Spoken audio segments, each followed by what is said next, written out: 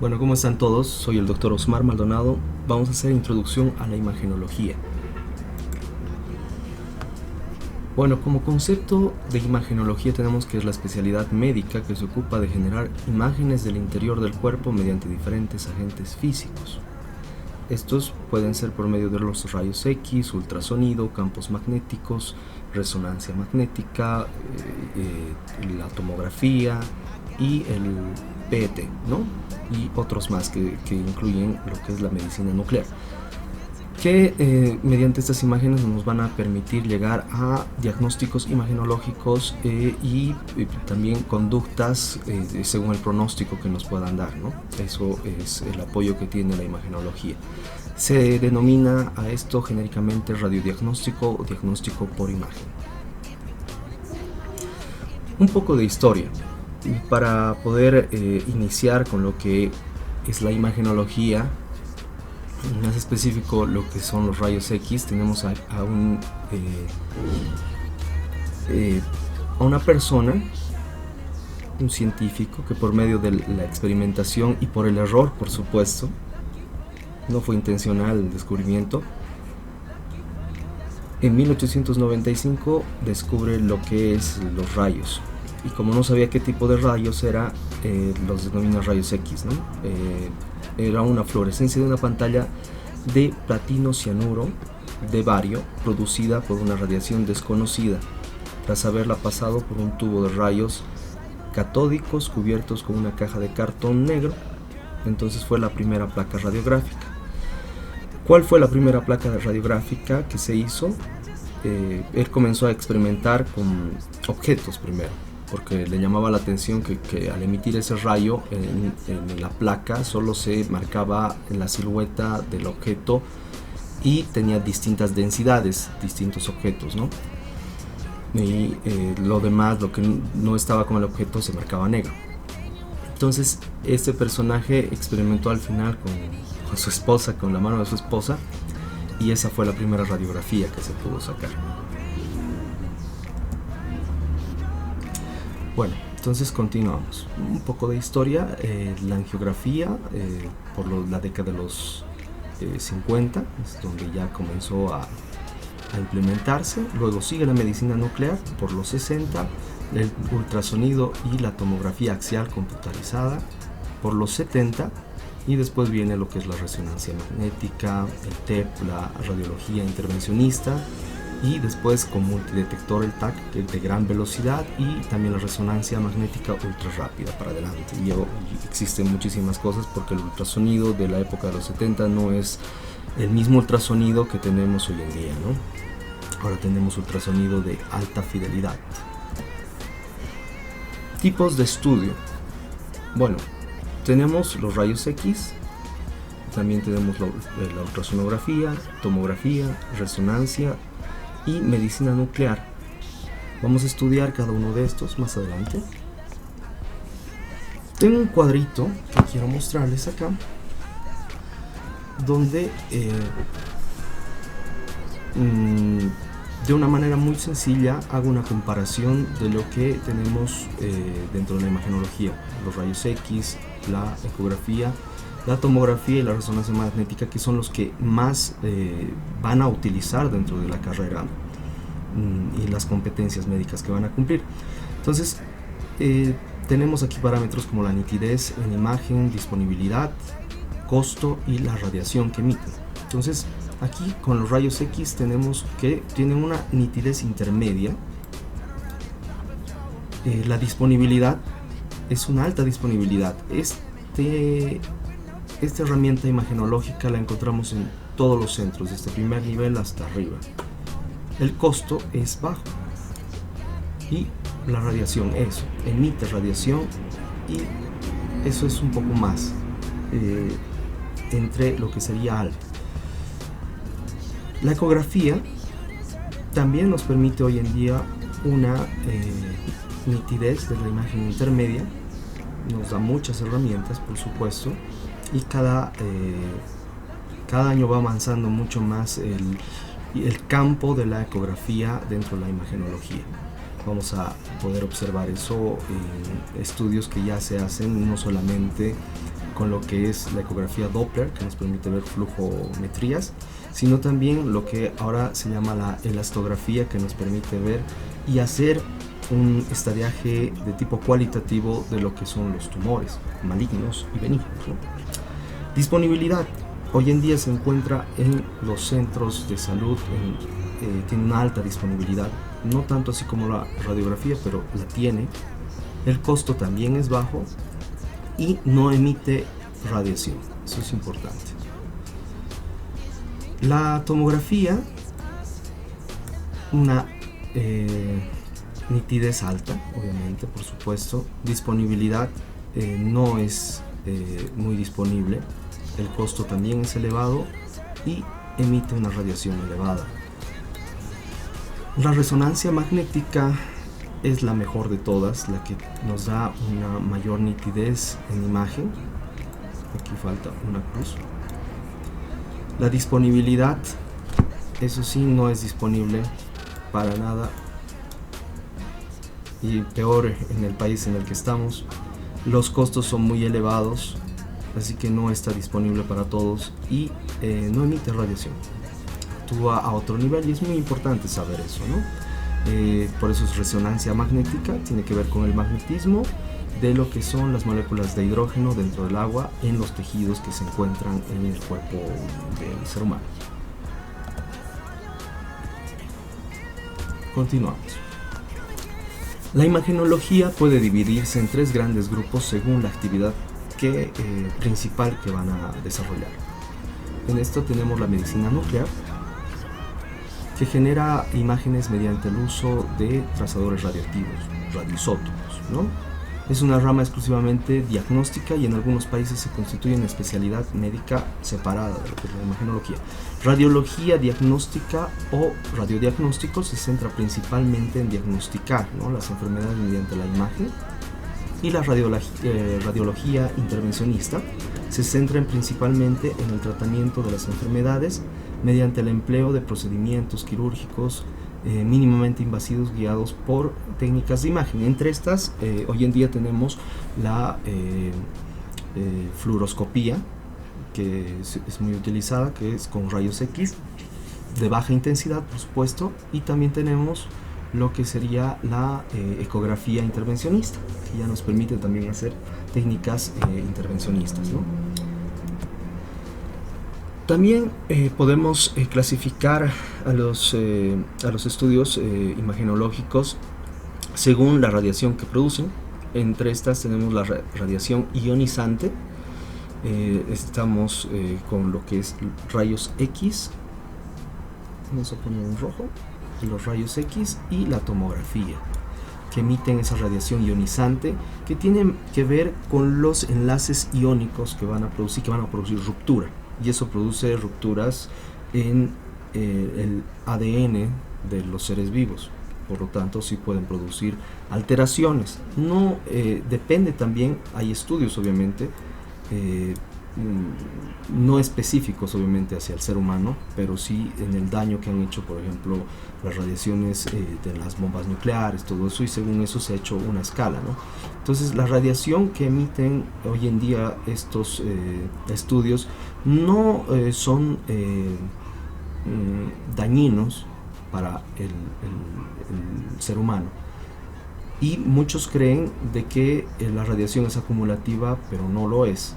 Quiere decir de que si hay una posibilidad de que en un estudio radiográfico o tomográfico que se realice al paciente no se altera, no quiere decir que en la próxima se vea acumulativo y tenga más posibilidades de producir un daño, pero aquí está la posibilidad de que solamente en una sola vez puede haber la posibilidad de que esa radiación que se le esté proporcionando al paciente pueda producirle una alteración, ¿no?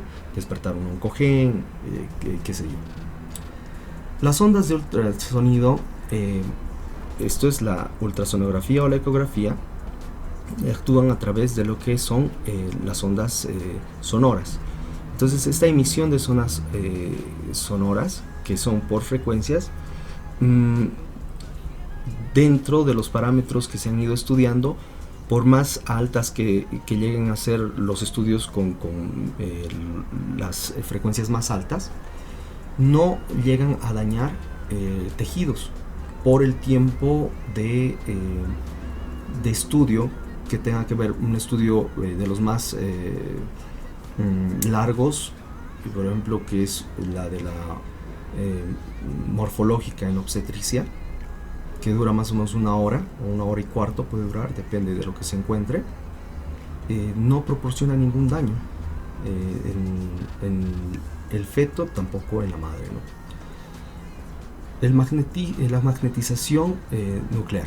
Esto tiene que ver con la resonancia, como les dije, tiene que ver con lo que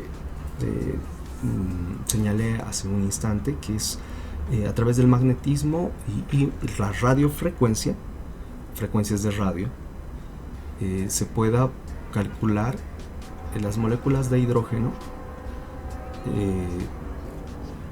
dentro de lo que son los tejidos del cuerpo, ¿no?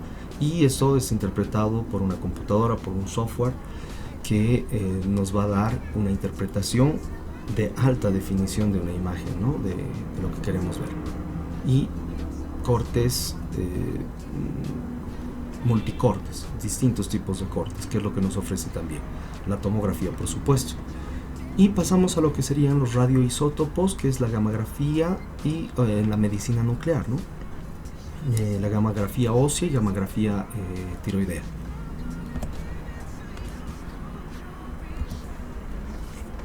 Ya, ventajas y desventajas de cada uno. Esa es una actividad que la vamos a desarrollar después de terminar la exposición, dentro de lo que es el horario de nuestra clase teórica. Formaciones de imágenes. Bueno, me voy más hacia lo que es rayos X y en la estructura del cuerpo, ¿cómo se produce? Mayor densidad, depende de la absorción de estos rayos.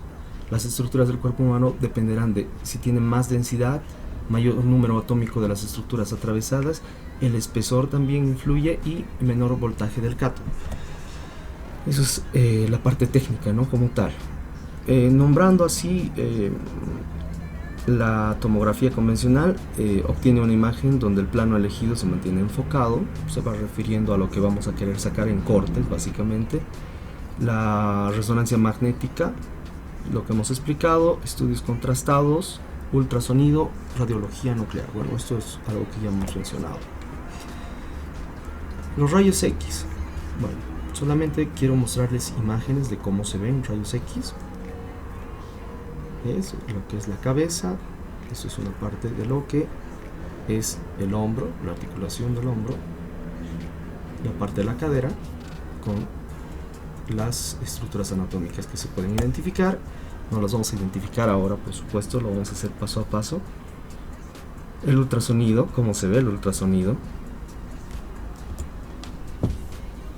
cómo se ve una placa de tomografía de distintos cortes de lo que es la parte de la cabeza. La resonancia magnética, hay algo importante, ¿no?, que pueden destacar acá, ¿no? Ven las imágenes, la calidad de la imagen parece hecha con tiza, ¿no?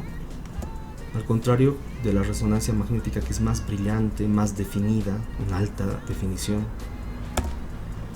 Y aquí tenemos obviamente los radioisótopos de la medicina nuclear como tal, que se adhieren a los tejidos y se manifiestan de esta manera, ¿no? No son de muy buena calidad. Estudios contrastados. Para poder mejorar obviamente las imágenes de lo que se quisiera ver en una radiografía, por ejemplo, se utilizan métodos de contraste. En este caso, para ver el intestino, el colon, se utiliza lo que es el bario, pero también se puede utilizar para otros estudios como la urografía excretora, dentro de la urología, para poder ver no solamente la estructura sino también el funcionamiento. Se utiliza otro tipo de contrastes. Fluoroscopía como tal también tenemos acá, para poder ver en un estudio que se hace en vivo y nos ayuda a hacer distintos procedimientos o la parte intervencionista, ¿no? Formación de imágenes. Bueno, esto es un gráfico que nos puede ayudar un poco a entender cómo se produce, ¿no? Aquí está el equipo de rayos X que dispara lo que es el rayo hacia el cuerpo, y aquí tenemos esta placa que es el chasis. Se saca en el tecnicismo tenemos parámetros, ¿no? Para hacer todo esto, la distancia que tienes que tomar en cuenta, el rayo que tiene que dispararse, justo midiendo obviamente lo que es la placa, ¿no? Para sacar distintos, en este caso vamos a sacar lo que es columna lumbar, ¿no? Pero para entender cómo pasa esto, les explico de una manera más didáctica. Imagínense que vamos a sacar, que tenemos un lienzo blanco y tenemos un balde de pintura. Nosotros decidimos no pintarlo así, sino botar el balde de pintura directamente al lienzo. Pero una persona o un objeto se interpone en eso, pero igual lo bañas. Todo se cubre de negro, hasta la persona. Le dices que se levante y resulta que deja esta imagen. De esa manera es lo que se produce una radiografía como tal. El rayo no pasa, o pasa de distinta, se manifiesta de distinta manera en el cuerpo para poder manifestarse en esa placa donde no está un objeto.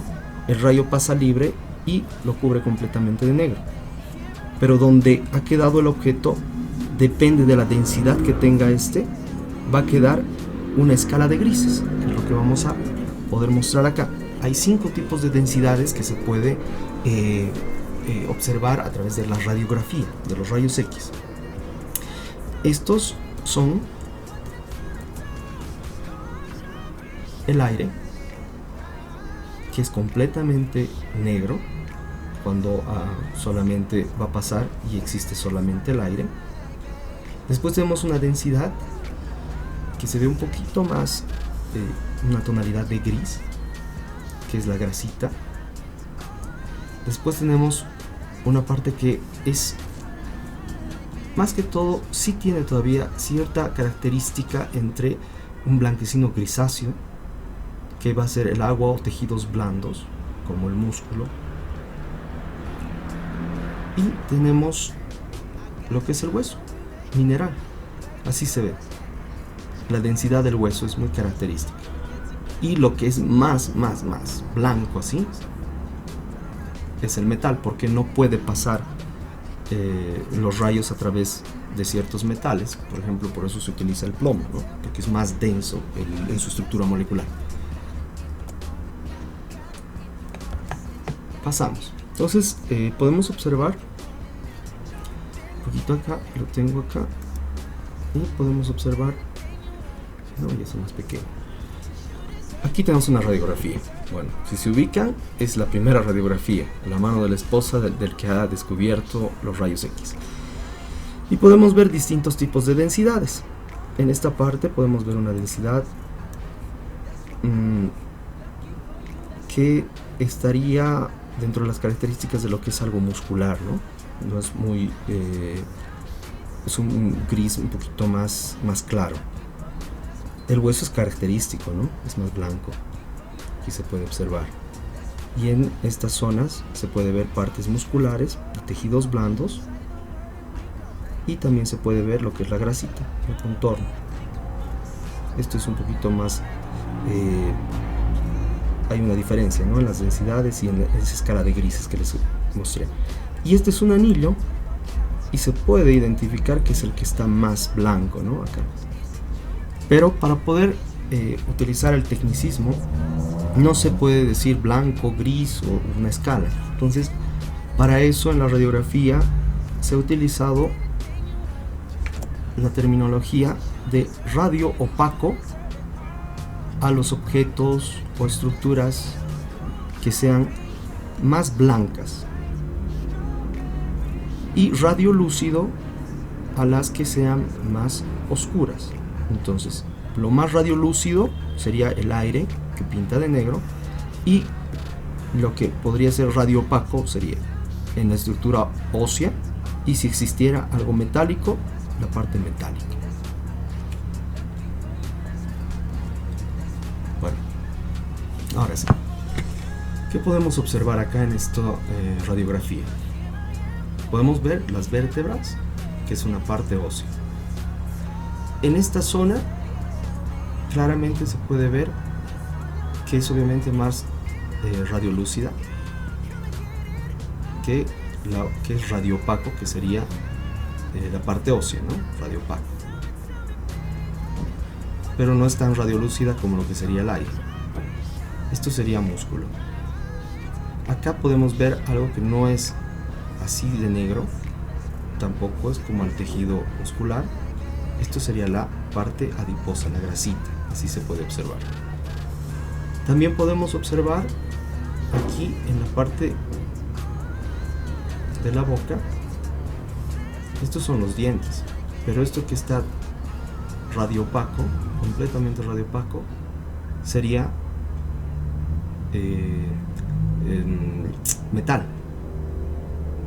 implantes metálicos que tiene este paciente. Entonces, y si quieren observar, aquí está la orofaringe,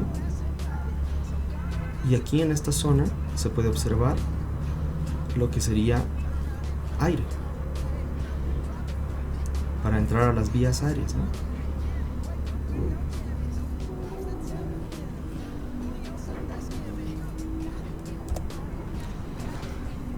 Medios de contraste.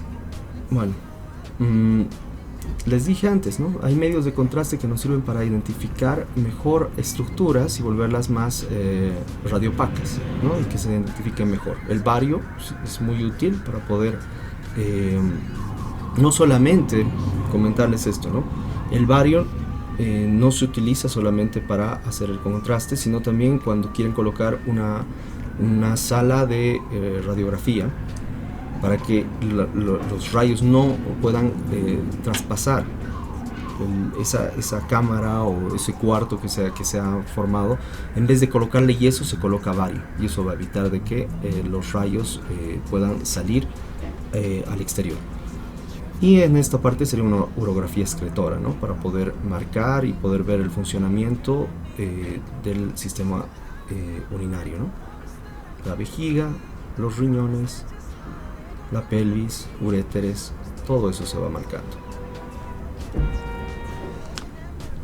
Ahora, para hacer un poco de ejercicio y podamos identificar estructuras, aquí tenemos unas placas. Esto es un niño. Se puede observar una placa de tórax, una silueta cardíaca, pero aquí se ve muy claramente una imagen completamente circular y que es completamente blanca, radiopaca. Aquí es un niño que se tragó una moneda. Acá se ve evidentemente, pero también se puede observar que por esta zona se ve radiolúcida. Quiere decir de que existe aire, los pulmones están todavía, o sea, la vía aérea está permeable. Entonces le sacamos una placa lateral, donde podemos observar claramente que la vía aérea no está obstruida, sino esto va hacia la parte del esófago. Entonces, por eso está permeable y por eso los pulmones se pueden expandir. Otra. ¿Qué notan en las densidades de estas placas? ¿Está todo normal o notan alguna alteración? Solo para hacer un ejercicio, ¿no? Si pueden notar algo donde indican las flechas. En una placa normal puede haber un espacio aéreo que se identifica como el estómago, pero no tan grande. Entonces aquí hay algo, una anomalía radiográfica, que puede ser por una alteración, una patología. En esta también se puede comparar. La imagenología siempre va a ser por la observación y la comparación. Entonces, un lado es diferente al otro. Y puede ser que acá, en esta zona,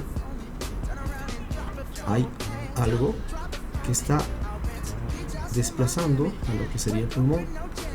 Puede ser un derrame pleural.